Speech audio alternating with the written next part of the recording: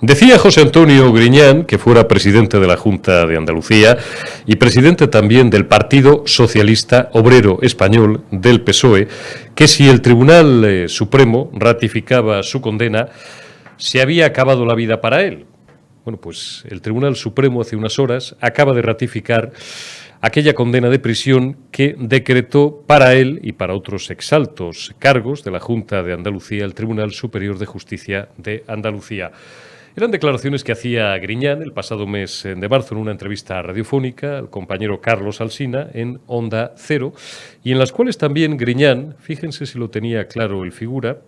por supuesto defendía su inocencia y decía que no contemplaba tal posibilidad, la de que el Tribunal Supremo finalmente, lo que se ha producido hoy, decretara su ingreso en prisión. La noticia no ha podido llegar en peor momento para el Partido Socialista, o podía haber llegado en peor momento. Podía haber llegado, pues no sé, unos días antes, ¿no?, de las elecciones autonómicas del pasado 19J, en las que Juanma Moreno Bonilla obtuvo una apabullante mayoría absoluta. Día negro para el Partido Socialista, que ha coincidido también con un día luminoso para el flamante Juanma Moreno, reelegido presidente de la Junta y que hoy presidía su primer Consejo de Gobierno. El Partido Socialista, como no podía ser de otra manera, bueno, como esperábamos, porque nos tienen acostumbrados a eso y a cosas peores, ha cerrado filas en torno a los que ya no son presuntos, a los que, según el Supremo, son delincuentes y reos de varios delitos gravísimos, todos ellos, conocedores del desvío, del marraneo, de la depredación de hasta 680 millones de dinero público que, en teoría, debían ir para los parados y que fueron a parar, en la mayor parte de los casos, a los bolsillos de un buen número de altos y exaltos cargos de esa organización delincuencial, pues que parece que constituyó el PSOE andaluz durante muchos años. Algunos, como el fallecido ya Guerrero, el famoso Guerrero, ustedes lo recordarán, aquel director de trabajo que se metió, según confesó su chofer en sede judicial años después, se llegaron a meter hasta 25.000 euros por la nariz entre él y el chofer y él, parte en la nariz y parte en fulanas y en casas de citas, ¿no? Otros se lo gastarían en otras cosas, otros pues, no sé,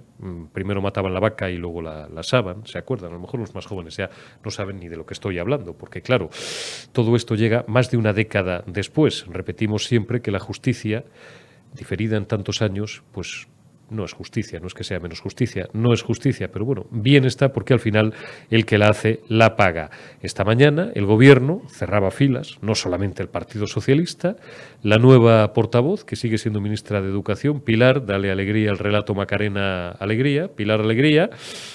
decía que respetaban las decisiones judiciales. Estaría bueno, señora Alegría, que no respetaran las decisiones judiciales. Bueno, todo se andará y cosas veremos, porque lo que no respetan desde hace años estos tipos es la independencia judicial. Pero sostenía, con una cara de cemento armado, impropia de un rostro tan dulce como el de la señora Alegría, que lo que se hizo en el momento en el que se hizo, y se hizo porque se hizo en bien de todos,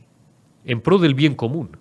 Dice la señora Alegría, sin que se le mueva un músculo de su alegre cara, en pro del bien de todos, en pro del bien común, en pro del bien de los golfos que durante 37 años y de los sinvergüenzas que durante 37 años han sentado sus reales en esa organización delincuencial en la que habían convertido determinados departamentos también de la Junta de Andalucía. Las desgracias judiciales para los sinvergüenzas nunca vienen solas. Hoy también ha sido el día en el que el Tribunal Superior de Justicia de Cataluña, tal y como se esperaba por lo demás, ha decretado la apertura de juicio oral contra doña, qué respetuosos somos en este medio, ¿verdad?, a diferencia de otros, contra doña Laura Borràs, presidenta del Parlament de Cataluña. Una Laura Borràs que se ha conducido con notable chulería en las últimas semanas y que tiene ya la desafección incluso de sus propios cuates, de sus propios conmilitones. Hay un artículo en el reglamento de la Cámara Autonómica, del Parlamento Regional o Autonómico de Cataluña, que dice que cualquier diputado que esté sometido a un lío como el que tiene abierto la señora Borràs, y no les digo nada, la apertura ya de juicio oral decretada, en las próximas horas conoceremos la fecha, suspende inmediatamente en sus funciones. Suspende si la mayoría lo quiere, claro, o si la mesa, en este caso del Parlamento, así lo decide. Esquerra Republicana y Junts, el partido de la señora Borràs, ya han dicho que sí, que se va a aplicar ese artículo, con lo cual, Borràs, estás sola. Total, por nada, también por malversar ahí un dinerito público en amañar, o eso entiende, eso cree el Tribunal Superior de Justicia de Cataluña, unos contratos que parece ser, presuntamente, que eran para un amiguete y que, pues a lo mejor, como se hace en otro orden de cosas, en otros muchos sitios, porque no hay cosa más corrupta que la administración pública en España, también en otros países, pues si lo troceas no lo tienes que someter a la ley de contratos o pasar un mínimo proceso de licitación pública y se lo das a quien te da la gana. Laura Borràs tendrá que responder de todo esto ante la justicia. Y si llega a ir para adelante, cosa que no nos extrañaría y que ya hemos dicho en este campanazo en más de una ocasión, pues sentará un precedente que ya abrió otra presidenta que lo fue del Parlamento de Cataluña, doña Carme Forcadell, que era muy chula cuando representaba estas organizaciones, a la ANC y a Òmnium Cultural, o como diablos se llamen, pero que luego le temblaban las rodillas cuando tuvo que comparecer ante los magistrados del Supremo. El contexto económico, mientras tenemos todas estas lindezas judiciales, no puede seguir pintando peor. La noticia del día iba a ser, hasta que hemos conocido esta actualidad de corte entre la política y lo delincuencial y lo penal y los tribunales, iba a ser, digo, esa reunión de ministros de energía de los 27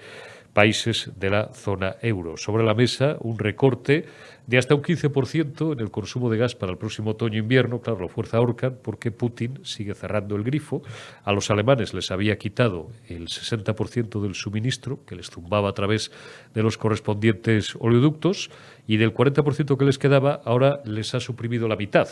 Con lo cual no es difícil la cuenta. Les queda un 20% del gas que les enchufaban los rusos hasta hace algunas semanas. Esto, bueno, pues hace presagiar un otoño-invierno bastante fastidio para la mayoría de los países de Europa. ¿Para la mayoría? No.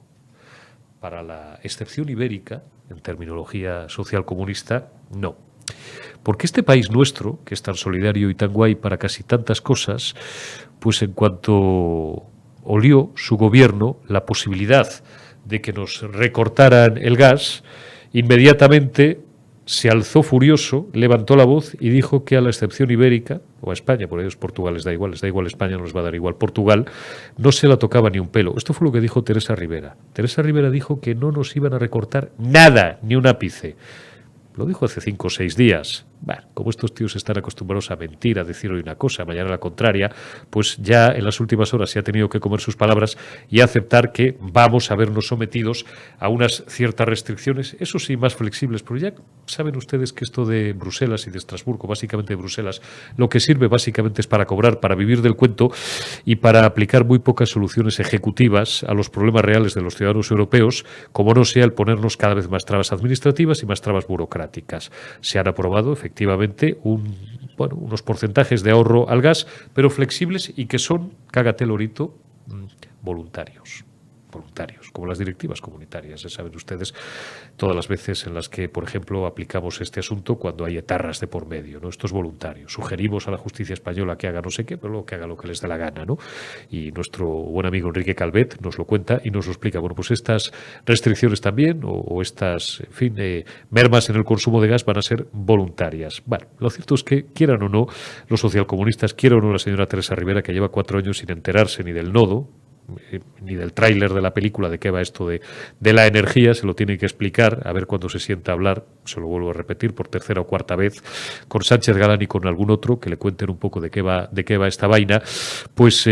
nos las vamos a tener que comer, digo, de igual forma, en un contexto en el que la inflación sigue disparada, en el que los precios no paran de subir y en el que sospechosamente, y con esto cerramos este campanazo, la ciudadanía sigue tranquila, sigue mansa, sigue asilvestrada, o por lo menos la mayor parte de ella, sigue sin salir a la calle. ¿Qué más tiene que pasar en este país para que la ciudadanía, para que el paisanaje no salga a la calle? Con una justicia secuestrada, con un gobierno al que solamente apoyan ya los golpistas y los proetarras y los proterroristas, con un tipo que gobierna ya de una forma prácticamente despótica, que se la fuma el poder legislativo, que tiene ya intervenido y aspira a intervenir y a maniatar todavía más el poder judicial, que miente con toda la cara, que un día dice una cosa, al día siguiente la contraria y pasado mañana ya veremos, medio pensionista, o la que había dicho hacía 48 horas, con una inflación de 2 dígitos, con un mercado de trabajo herido de muerte, que tiene casi un 14% de desempleo y más de un 40% de él, por cierto, 40% de desempleo juvenil, que es más del doble de la media de los países de la OCDE, y que le da igual, que él sigue consumiendo recursos públicos, yendo a darles abrazos a los alcaldes y a los presidentes de las diputaciones autónomas afectos en los sitios donde se va quemando miles y miles de hectáreas, que maldita la gracia que les hace,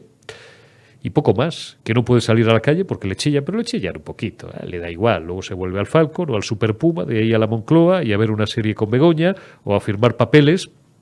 o lo que le dé la gana hacer, o a jugar a la Play antes de dormirse. Y España, insisto, sigue absolutamente mansa, quieta, tranquila, esperando que caiga el meteorito, y Feijóo y el Partido Popular, yo les entiendo, porque si estuviera en su posición, a lo mejor tal vez, haría lo mismo, esperando a que caiga la pera, a que de aquí a 12, 13, 14 meses él figura, disuelva las cámaras, como es preceptivo legalmente, porque no va a poder estar ni un mes más, por mucho que se entrene de lo que marca la ley, y Núñez Feijóo, ayer veíamos el último sondeo de La Razón, pues coseche 140 escaños, 138, 140, le daba el diario de Maruenda,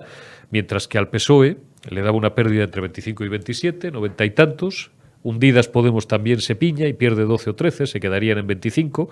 En ninguna de las mejores sumas, los socialistas, los comunistas, los proetarras, los golpistas, los separatistas y demás basura parlamentaria podrían llegar ni a arrimarse a la mayoría absoluta, y Feijóo, que cosecha buena parte del voto, de la desafección y del cabreo ciudadano, de los propios socialistas, de los propios votantes que ya no lo van a ser, exvotantes socialistas, sería entronizado por aclamación como presidente del gobierno de España. Insisto, yo a lo mejor que Feijóo haría lo mismo. A mí lo que me preocupa como periodista y como observador de la actualidad y como analista y como español y como ciudadano en primer término es la pasividad y la mansedumbre de buena parte del pueblo español, que mientras la situación está ya absolutamente deteriorada, no, podrida, sigue tranquilamente en su casa, vuelvo a repetir, esperando que caiga el meteorito.